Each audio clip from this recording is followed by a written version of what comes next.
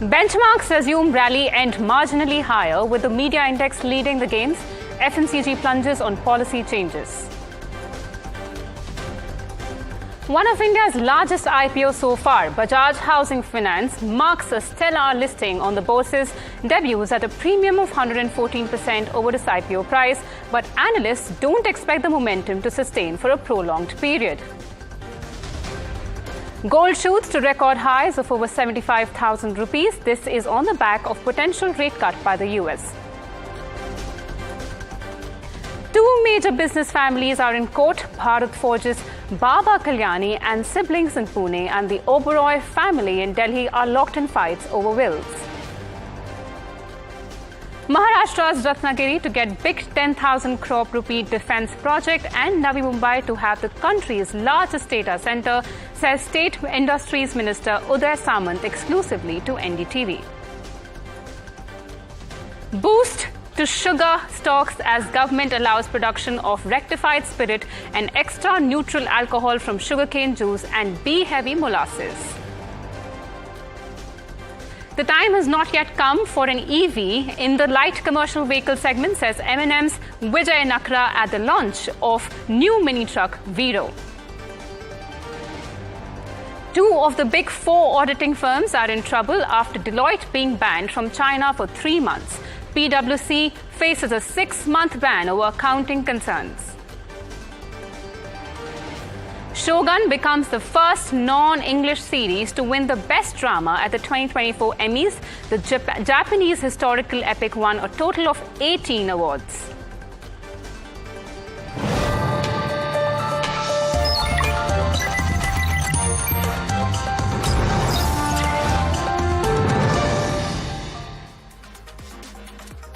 Hello and welcome. You're watching Profit 360 on NDTV Profit. I'm your host Mallica Mishra, and along the next half an hour of the show, we'll bring you the latest on the markets as well as national and international news.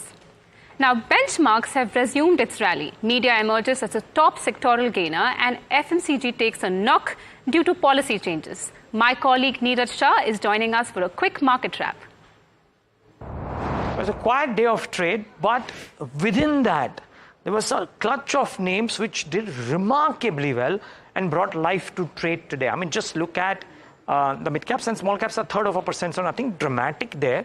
But look at the heat map. And on the large cap side, there was some action. And the Bajaj twins sulked in trade today. HUL sulked in trade today with reason. This is post the listing of Bajaj Housing Finance. This is, of course, because of the edible oil and therefore Britannia, etc. All of them corrected. On the flip side, metals and economy-facing stocks. So NTPC, JSW, Hindalco, L&T, etc. and banks did well in trade. But the big listing of Bajaj Housing Finance, and that stock should come up on your screen next because it was a remarkable day of trade for the new kid on the block. Arguably one of the finest listings of the year. For a company of that size to have the kind of listing that it has had is quite stunning, really. So good showing by Bajaj Housing Finance in the session today. What also did well, by the way, individual stocks first.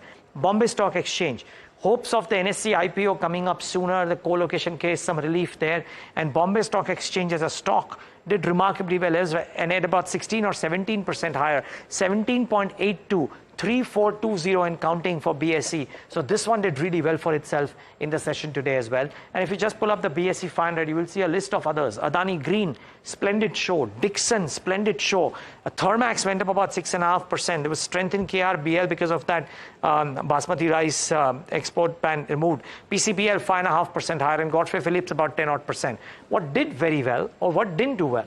Stocks like PNB, LIC Housing Finance, so the housing finance names came off. Today, IT took a bit of a stick. Birlasoft and KPIT, two within the same stable, if you will, or sister concerns of the past, corrected a bit in trade today.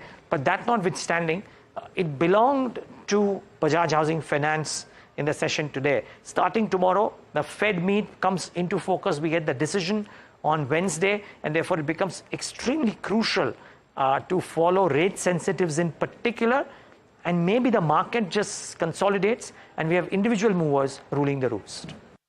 Well, thank you for that market wrap, Neeraj. Now, if there's one listing that needs to be spoken about, that's Bajaj Housing Finance's debuting at a premium of 114%. But what is driving these gains and how are the valuations like compared to its peers? Harsh joins us with an analysis. First off, I want to talk about what's standing out in Bajaj Housing, because that also has some amount of perspective as well as impact on how peers are really looking against or versus Bajaj Finance. So first off, with regard to growth, this one, as we all have discussed multiple times, growth has been extremely strong. 72% loan book CAGR, currently loan book at roughly 1 lakh crore, growing at 30% plus even now. Also, in terms of asset quality, the NPAs ratios are best in class. The net NPA ratio is just about 0.1% even now. Absolute best in class in terms of versus its peers, as well as versus anything we've seen essentially in terms of NPA ratios. Third is with regard to one key aspect and possibly why the stock is on a, at least has listed in a very strong fashion. It's because of the free float on the stock. Now currently just about 11% is owned by non-Bajaj shareholders, and out of that a large chunk, a majority of that 11% is in lock-in, and therefore a very small component of the capitalization is in free float, and therefore your demand far exceeds supply. Likely over the next 2 to 3 months that may unwind slowly, so keep an eye out on that. What do valuations look currently like? At listing at 150, price to book was at 6.1 times forward. At 70, of course, it was sub 3 times price to book forward. At 165, which is where it is currently, it's at 6.7 times price to book. And at 146, which is the day's low, it was just at about 6 times price to book. Let's compare those valuations with peers. First off, Bajaj Housing is currently at 6.7 versus Aavas at 3.1, Aptus at 3.6, which are some of the private ones. 2.9 is where Aadhar is at, and PNB Housing, which is the larger, slightly larger in size in terms of book, is at 1.8 times price to book. Now, in terms of what has happened to some of these housing financiers, let's look at it in perspective. 1 month returns have been extremely strong. LIC Housing has given a 10% return over the last month. PNB Housing 38%. Aadhar Housing 17% 1 month returns. Aavas Financiers 10% and Canfin Homes almost 12% returns. Today, of course, you're seeing some bit of likely profit booking on some of these counters. Some of them really falling sharply, LIC and PNB in particular, seeing some bit of quite a sharp fall, both 6% and 5% respectively. So that's largely the context and the way in which things are evolving in a very interesting housing finance space. Thank you for breaking that down for us, Harsh. After the stellar listing, Sanjeev Bajaj spoke to the media and said that he sees a 12 to 15% credit growth in the housing finance industry. He added that investors should expect high quality growth for Bajaj Housing. Here's a slice of that conversation. We've had very strong growth, but this is in the background of a very strong, consistently growing economy. And if you look at credit cycles in India, we expect steady credit growth at 12 to 15% in the housing industry. And on the back of that, we are enthused that we can continue to grow strongly. The economy is showing very strong tailwinds, and that's what gives us this comfort. Shareholders should expect a business that grows with high quality, a high level of corporate governance, that brings the right blend of technology in this particular business, and sustained growth with high focus on quality of the business and a diversified book is what we look forward to building. But the question is that should you buy, hold or sell the Bajaj Housing Finance? Here are some expert views for you. Take a look. Obviously, there had been, liking for such names where, there is a pretty strong promoter background. Along with that, the quality of growth is pretty good, and the compounding valuation, the growth is also compounding in nature. Obviously, people are going to like it up.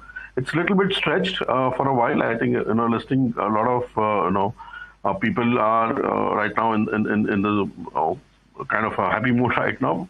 Gradually, we think there could be some consolidation or correction is likely, but over a mid to long term period of time, we continue to like this name. I think they will do quite better, just like the parent.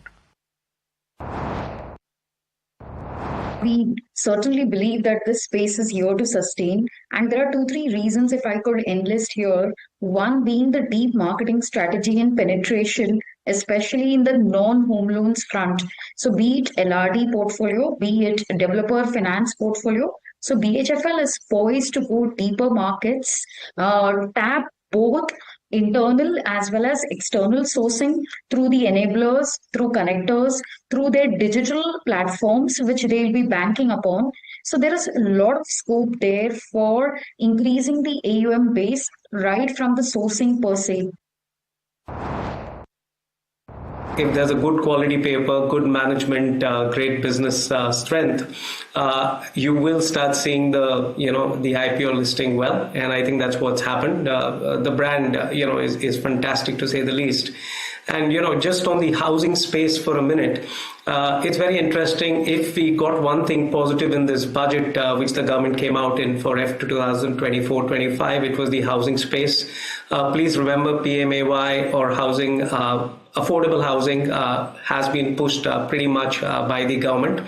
That is the single most important core area for them. So Bajaj Housing may not be fitting into it, but the housing area is growing between 12 to 15% per annum.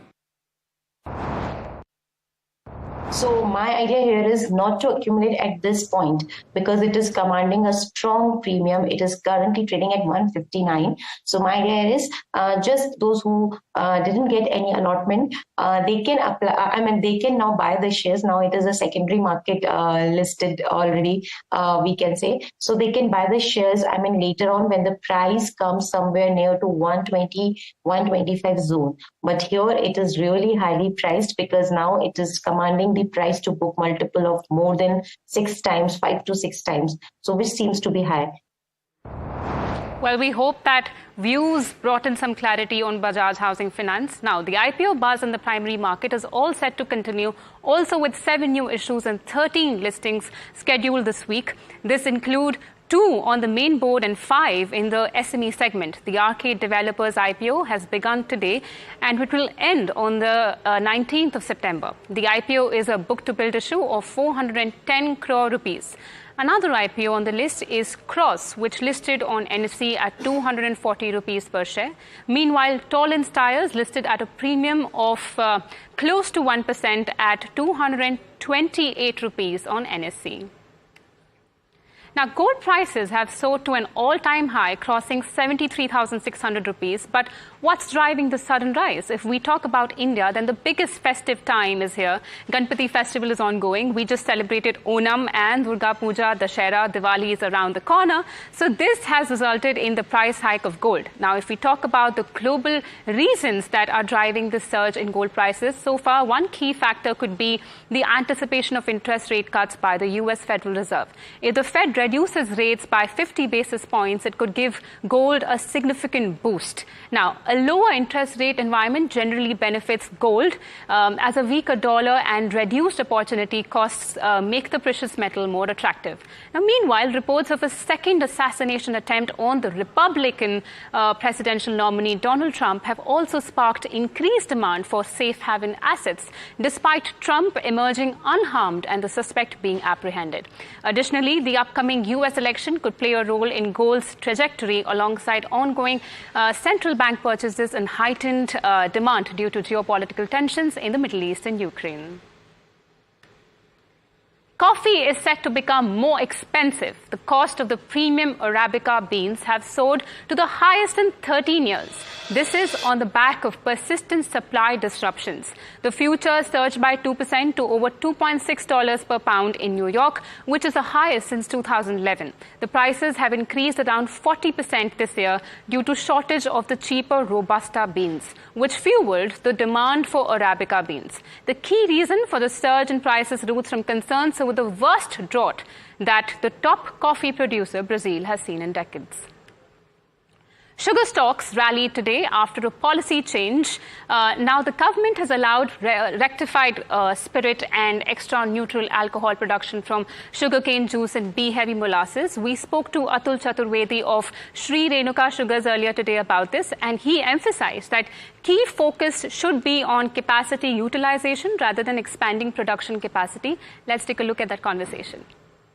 The current capacity works for it, for sure, because now in the country you have a distilling capacity of probably more than 16 billion liters. So that is sufficient to take care of both potable alcohol as well as rectified spirit and the government's target of 20%. And more so, the government has also permitted about 2.3 million tons of rice to be diverted to ethanol. So I don't think there's any need for expanding the capacity, but what will actually happen is the capacity utilization of the sugar industry, which had suffered big time, would definitely improve with this.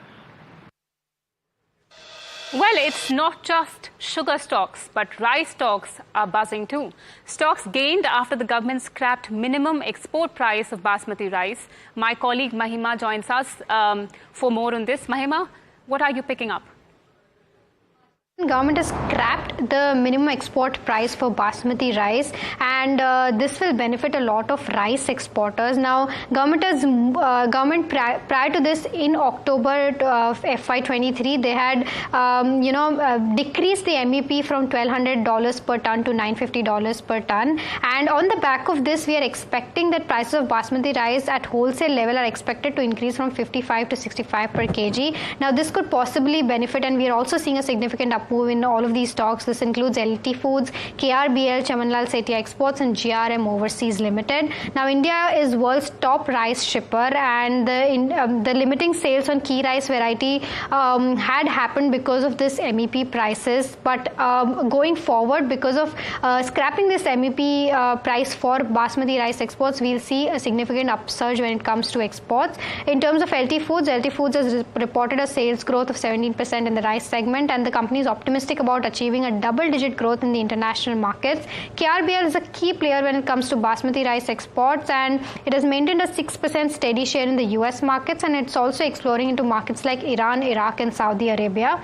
Chamanlal Setia Exports, on the other side, exports contributes roughly 89% of their total sales, and GRM Overseas in FY23 roughly 76% of their total shares was exports. So all of these four companies will stand to benefit post this. But as basmati rice catches attention, the Indian government has hiked customs duty on palm, soybean and sunflower oil from 12.5% to 32.5%. And this change will come into effect from the 14th of September. Here again is Mahima with the impact on this decision.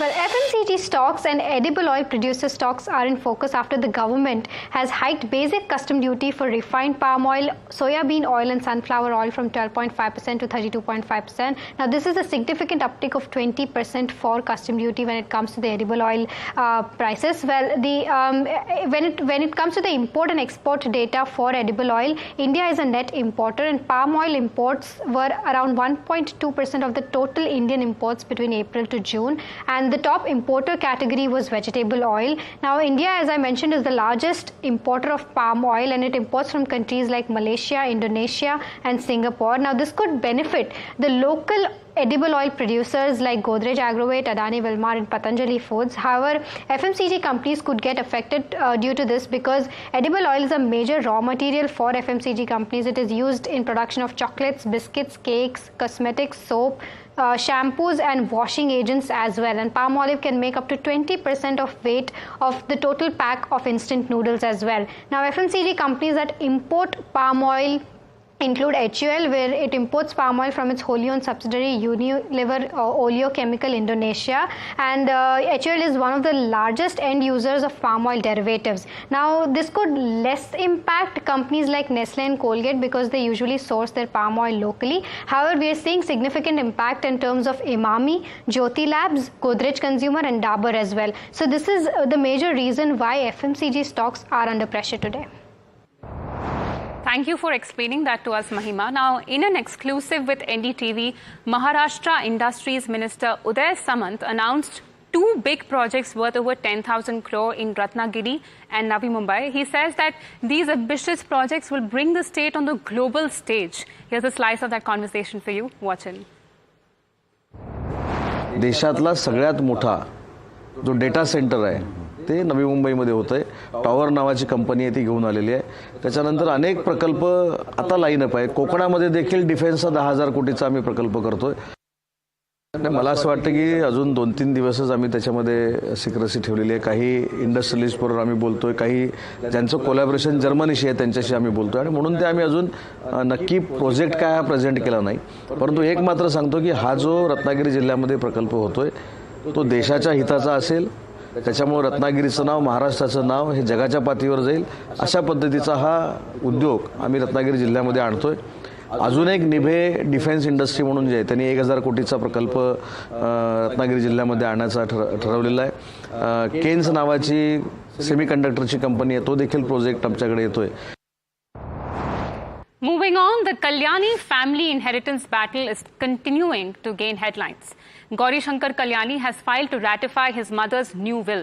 My colleague Vishwanath Nair now joins to explain this inheritance dispute and the latest set of developments in the story. Right, so the debate between the Kalyani brothers as well as, of course, sister Sugandha has taken a new turn now with Gauri Shankar Kalyani coming out with a new will by his mother, Sulochana Kalyani, who passed away last year. Now, according to this new will, certain portions of jewelry as well as land parcels owned by the Kalyani family, by the Kalyani matriarch, will pass on to Gauri Shankar Kalyani. That's what the new will states. Of course, this comes in at a time when there's already a case going on in the Pune District Court to verify a 2012 will by Sulochana Kalyani, which is still not clarified yet. So this new will come into dispute. Of course, some claims have been made within this will where Sulochana Kalyani seems to be suggesting that she was instigated by Baba Kalyani to file certain cases against Gauri Shankar Kalyani, which the Baba Kalyani camp, of course, is debating. They are disputing this, and they are saying that they were not responsible for any kind of issues between the mother and the youngest son of the family. Currently, of course, there is already an inheritance dispute going on between Baba Kalyani as well as Sugandha Hiremat's children, where both nephew and niece of Baba Kalyani are seeking an equitable distribution of the family's assets. So there's now, it looks like there was a 3-way battle between all 3 siblings and their children as to how exactly the Kalyani family wealth will be distributed amongst themselves. Well, thank you for explaining that to us, Vishi. Now, there's another dispute in the news as well. The Delhi High Court has stepped in amidst the ongoing Oberoi family dispute. The High Court has temporarily blocked the share transfer in EIH Limited, Oberoi Hotels and Oberoi Properties that were owned by the late PRS Oberoi. We now have my colleague Charu Singh joining us with to explain the overall dispute and the Delhi High Court's recent decision on the matter. Watch. Understand the dispute in a very easy way. We all know that the late PRS Oberoi owned the Oberoi properties and the hotels. Now his daughter Anastasia Oberoi is on one side and her brothers and her cousin are on the other side. While she is saying that a will dated March 2021 and a codicil of 2022 is the valid one, which says that 50% of the shares or 50% of the stake in the properties are supposed to go to her and a trust of which she is the sole beneficiary. However, her brothers, her siblings and her cousins are saying that the will on which her case is relied upon is completely invalid because there is an oral will from the year 1992 which has something completely different in their favor to say, and that is why the Delhi High Court has said that till the time they come up with a new order or they till the time they get to hear the case in its entirety, no shares will be transferred, and has given out an interim, that is a temporary order saying the same. Thank you for that, Charu. Mahindra has unveiled the Vero range of light commercial vehicles priced from 7.99 lakh rupees, targeting intracity cargo transport. The range is available with diesel and CNG engines in 5 variants. The company aims to offer the lowest total cost of ownership in the LCV segment. Adding to that, in an exclusive interview with NDTV Profit, Vijay Nakra, president of the Automotive division at Mahindra & Mahindra, said that the LCV segment is not yet ready for a transition to electric vehicles. In this segment right now, for the kind of loading that gets done, we will need a much larger battery. The overloading is higher in this segment, which means the draw of power from the battery is going to be higher. That doesn't help with the economics in this segment. So I think EVs, as far as the 2 to 3.5 ton segment payload is concerned, is going to take a little bit of time, and hence the preferred fuel right now is going to be diesel, CNG and multi-fuel. Prime Minister Narendra Modi inaugurated the 20.8 kilometer long corridor of the second phase of Ahmedabad Metro Rail. This metro will run from Ahmedabad to Gandhinagar. The metro rail spans up to 21 kilometers, covering a total of 8 new metro stations and providing seamless and efficient transportation services. Soon after inaugurating the metro rail extension, Prime Minister Narendra Modi travelled on board the metro rail and interacted with passengers. Auditing firms continue to come under fire. Chinese authorities have banned accounting firm PwC for 6 months and slapped a fine of 441 million yuan over the firm's audit of a failed property development company. This has raised questions over the effectiveness of their audits and potential flaws within the industry itself. Here's the latest on that from Pallavi Nahata. Right, so Chinese authorities have banned PwC. This is for a period of 6 months, and it has also been fined 400 million yuan, or about $56.4 million, over its involvement in the audit of collapsed property developer Evergrande. Now, this comes on the footsteps of China's finance ministry also having suspended Deloitte's Beijing office for a period of 3 months, and this was in March, citing serious audit deficiencies in its work with Huarong between 2014 and 2019. The firm was in fact fined 212 million yuan, that's about $30.8 million, or more than 25 times the combined fines that had been meted out to accounting firms in inspection that year. The accounting firm had failed to properly look into the status of Huarong's underlying assets, ignored compliance approvals on major investments, as well as failed to apply a sense of skepticism in its audit work on Huarong. That's what Chinese authorities had to say. Globally as well, Deloitte was under fire regarding the effectiveness of its audits when it missed a major fraud at Nigeria's Tingo Group. Tingo's books that had been audited by Deloitte listed a cash balance of a staggering $462 million, but subsequent investigations by the SEC revealed that the company only had about $50 in cash. Now, the US securities regulator had also charged Deloitte's China arm with falling woefully short by having clients complete their own audit tasks. Now, this was in September 2022. Closer home, in May 2023 as well, the Supreme Court of India ruled against audit firm Deloitte Haskins and Sells LLP and BSR Associates LLP, stating that an inquiry against an auditor cannot simply be terminated because the auditor had resigned. Such cases continue to raise a broader debate on whether auditors are prioritizing ticking boxes and simply matching up to technical standards over actively seeking out fraud. Well, those were some really shocking revelations. Thank you for that, Pallavi. That's all the time we had on this edition of Profit 360. Stay tuned to NDTV Profit for more news and updates.